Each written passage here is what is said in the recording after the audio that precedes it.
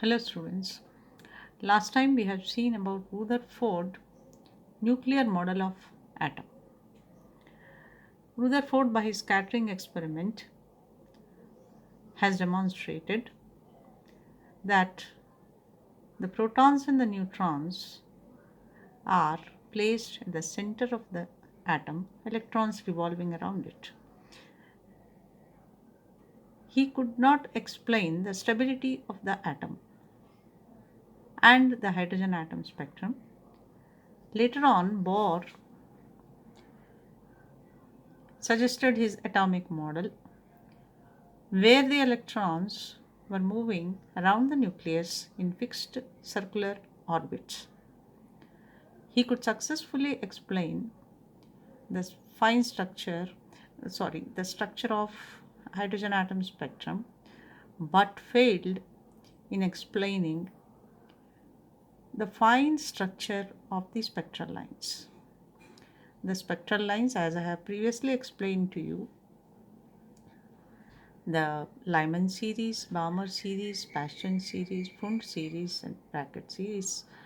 All these contain lines, but each line, when observed with a high resolution spectrometer, it will show a split in the lines. This is called fine structure. So, Bohr could not explain the fine structure, and Rutherford failed to explain the stability of the atom. It was Sommerfield in 1915 who could successfully explain the fine structure. Sommerfield scientist name. So we will read today Sommerfield atom model. Now Sommerfield suggested that in the atom the electrons revolve around the nucleus in elliptical orbits. Circle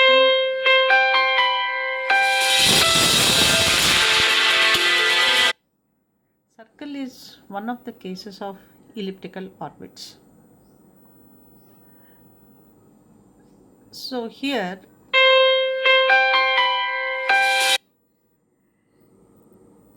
I have drawn the figure of an ellipse. It has a major axis,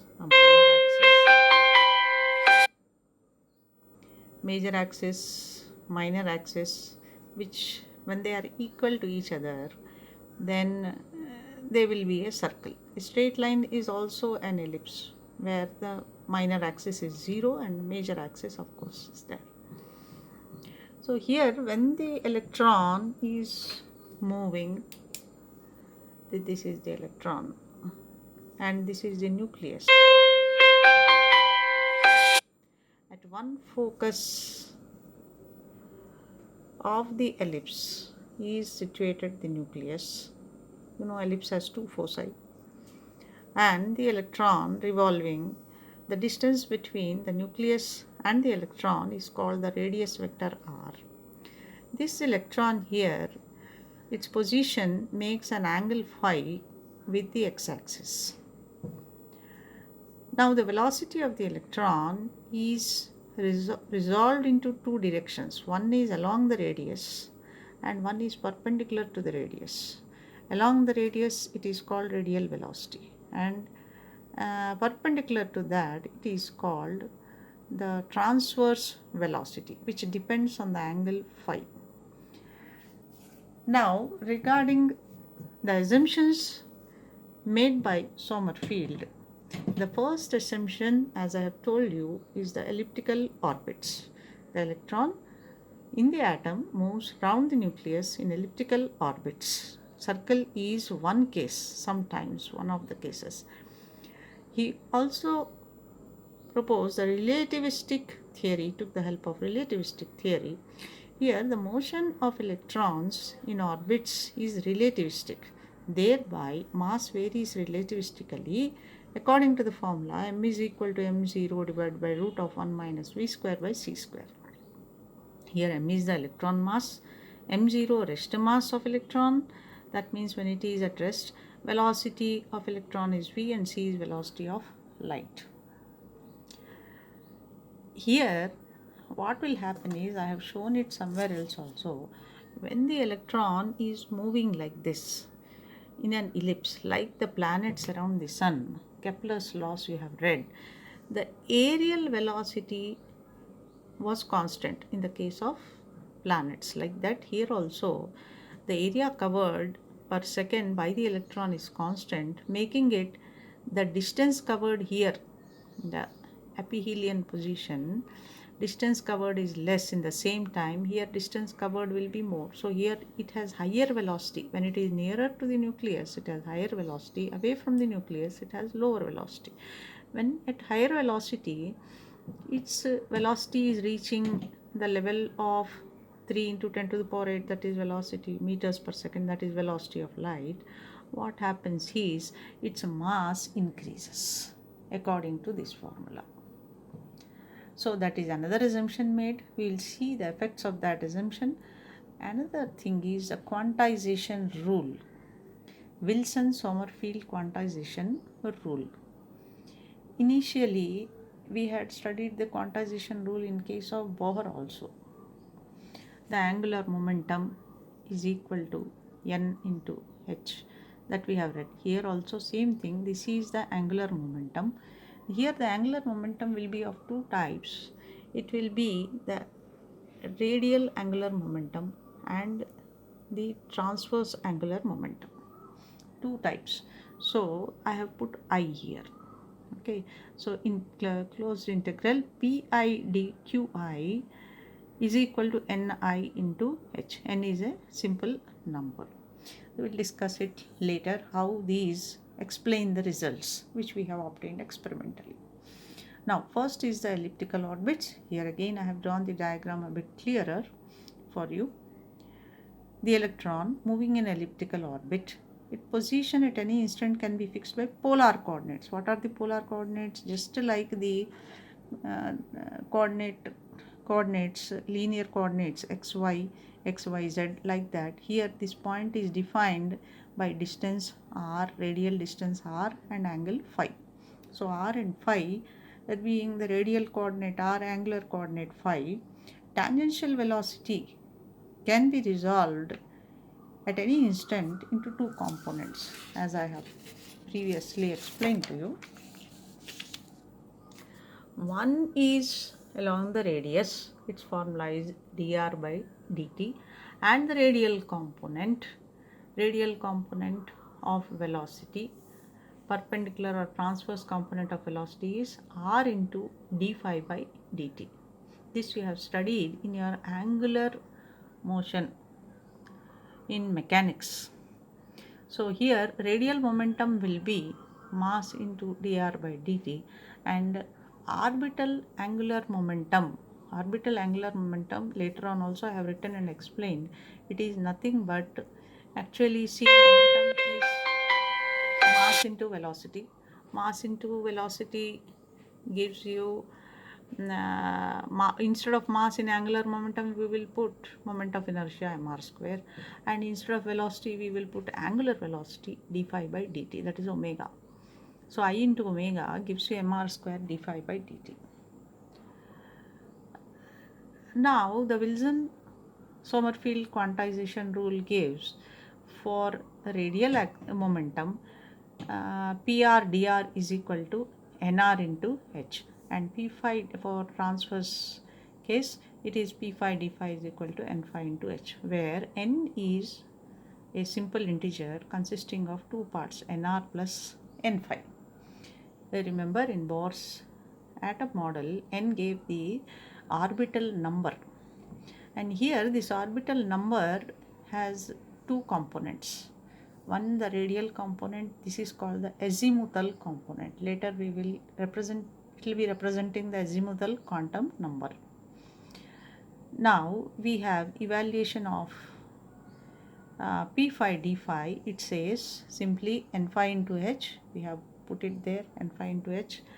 Now the angle around a point will be 2 pi. So initial limit 0 to 2 pi, and if you take the integration you will get p phi is constant, will come out phi and is equal to n phi. So 2 pi p phi is equal to n phi into h, or p phi is equal to n phi h by 2 pi. So n phi into h cross means h by 2 pi. So that is one equation. Now evaluation of integral PR dr, it is nothing but m into dr by dt. So you multiply here into dr, then this will become m into, instead of dr by dt you multiply by d phi and divide by d phi, so that you will get, instead of dr by dt you will get dr by d phi by dt, and here dr is there, you multiply and divide by d phi here also separately, so that you will get an equation like this: PR dr equal to m into dr by d phi whole square, and here d phi by dt into d phi. Here you see there is a dr by d phi whole square, and this term d phi by dt into d phi has been taken in another bracket. Now here p phi is also angular momentum, so it is moment of momentum. Moment of momentum means mv is momentum, its moment means into r, so v is nothing but r omega, so you'll get mr square omega or mr square into d phi by dt. This is the formula for p phi. So here m into d phi by dt will give you p phi divided by r square, which you have put here m into d phi by dt. Instead of that you have put p phi by r square, dr by d phi whole square remains, and d phi also remains. So this is your equation 6. Again we have taken an expression for ellipse in polar coordinates. This is, if you read ellipse in mathematics, its eccentricity epsilon equal to b by a, which is equal to 1 for your case of circle. So 1 by r equal to 1 plus epsilon cos phi divided by a into 1 minus epsilon square, which gives you r equal to a into 1 minus epsilon square divided by 1 plus epsilon cos phi. Same thing you are putting it here. See where you are putting it here. See, this is r we have taken. Now we differentiate this r. Differentiating, you will get 1 by r dr. You are taking 1 by r. You are taking 1 by r and differentiating. This one you are taking and differentiating. It will be 1 by r dr, and here you will get d phi, and differentiation of this will give you this. You can do the calculations, and 1 by r dr by d phi we are interested, you will get this equation. Now this 1 by r dr by d phi, you are putting it here, putting equation 9 in 6 here. 1 by r dr by d phi is there. No? Instead of that you will put this one, and p phi and d phi will remain, and then you are integrating. Then when you are integrating, this one was from equation equal to nr into h, and this one, instead of p phi you can put n phi h cross, and in the bracket this one is integrated, and on integration it gives this value, this whole value.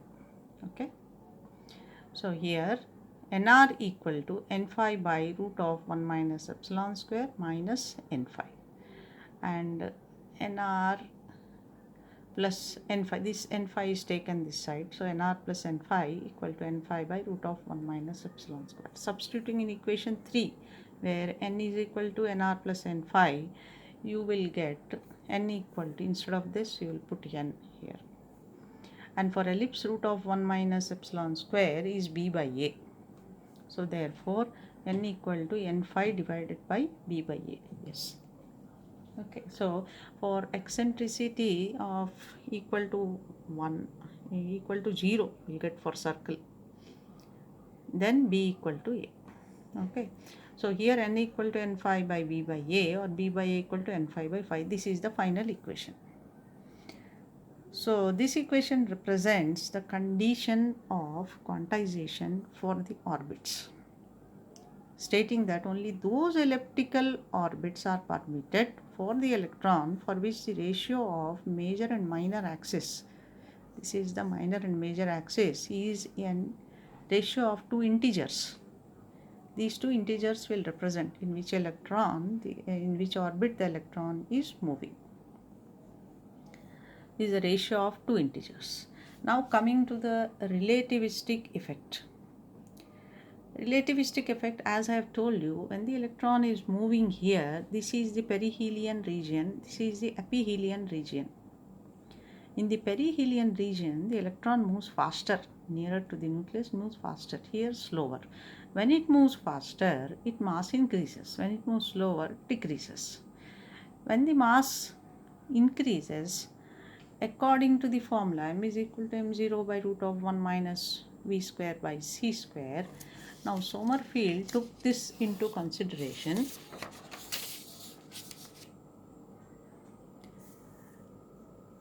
Here I have written slows down the motion of the electron because mass is increasing, slows down the motion of the electron and lowers its energy level. When mass increases, velocity slows down. Okay, so that is what we have meant here. I have written it clearly that here you see the velocity of electron moving in an elliptical orbit varies from maximum to minimum at perihelion to aphelion position. As the velocity of electron near C, a relativistic increase in mass is found. This relativistic increase in mass is slowing down the electron because the force is same. Higher the mass slows down the electron, which slows down the motion and lowers its energy to the total energy. So the total energy, you need not go into the full calculations here. Actually, there is an series expansion theorem taken in which the first two terms are taken. So initially it was this much of energy into n square only, but this term is extra. And here we have rearranged the terms and getting this equation. That is mz square e to the power 4 by 8 epsilon naught square h square n square into 1 plus alpha square z square. This alpha is a constant here. This whole constant is alpha square.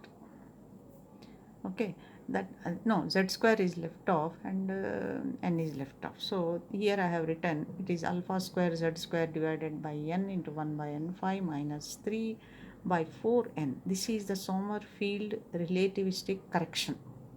This is the correction. Initially it was up till here only 1 into 1. This was the formula of energy. Now this is introduced. So this is the correction of Sommerfield. I have to write in the exam like that. Okay. This shows that energy E depends on n and n phi also.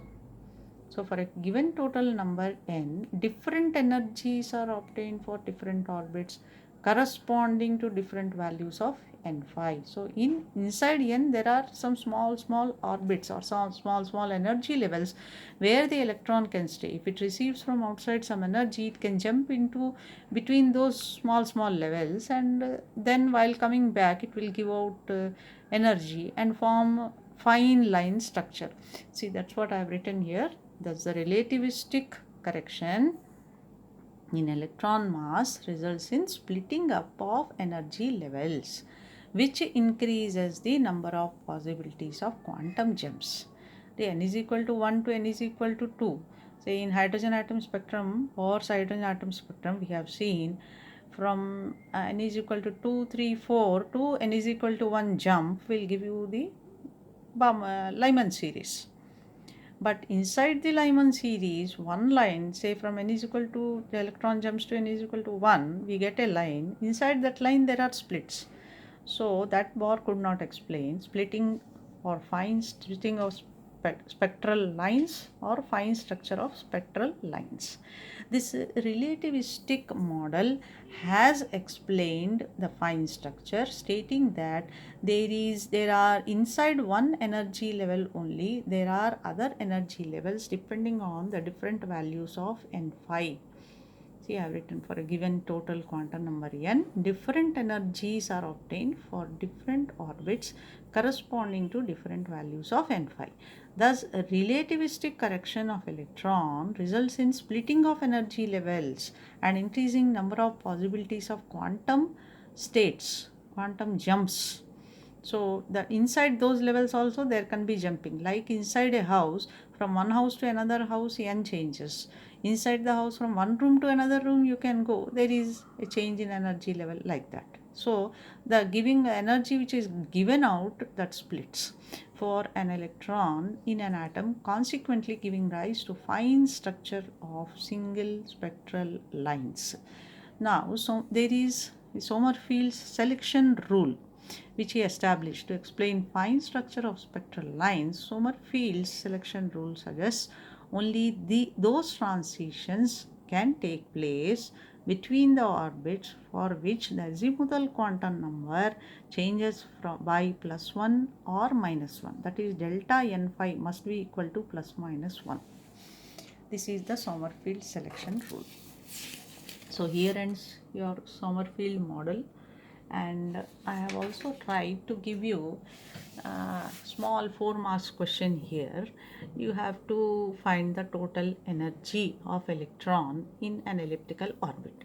The simple question, this is an electron, this is the nucleus, it is moving in an elliptical orbit. As I have previously told you, this is the velocity. It has resolved into two components, radial and transverse. So a radial component, so now a simple calculation, energy equal to kinetic energy plus potential energy. Potential energy, as you know, it is due to the Coulombic force of attraction, 1 by 4 pi epsilon naught q1 q2 by r square, Coulomb's law. q1 is nucleus, q2 is electron, and distance between them r. So that formula is simple. Now coming to kinetic energy, radial velocity and transverse velocity. Radial velocity dr by dt, transverse velocity r d phi by dt. So depending on them, the kinetic energy is half m vr square and half m v phi square. And in terms of momentum, if we want, if we take radial momentum pr, m into dr by dt, and p phi, mr square d phi by dt. Here I have clearly explained how it is mr square d phi by dt. And here also we have seen the energy is p square by 2m, general formula. So here p is of two types. One is radial, m r dr by dt whole square, and here also p phi whole square. But here actually instead of 2m in angular components, you have to write mr square. So mass is replaced by moment of inertia. That is what I have written here. So these things you will read in your intermediate book. If you take, their explanation is given. Kinetic energy is pr square by 2m plus p phi square by 2mr square. So total energy will be a combination of all this, solving which we will get this formula.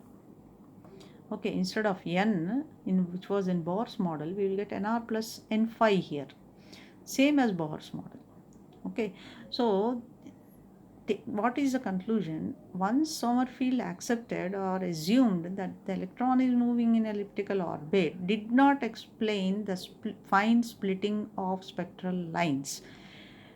He could explain the fine splitting of spectral lines only on taking the relativistic correction of electron mass, which introduces new energy levels and explains the fine structure of spectral lines. Hope I am clear with you. Any doubts, and always welcome. I feel you are attending the lecture only when you present me with some doubts. Thank you.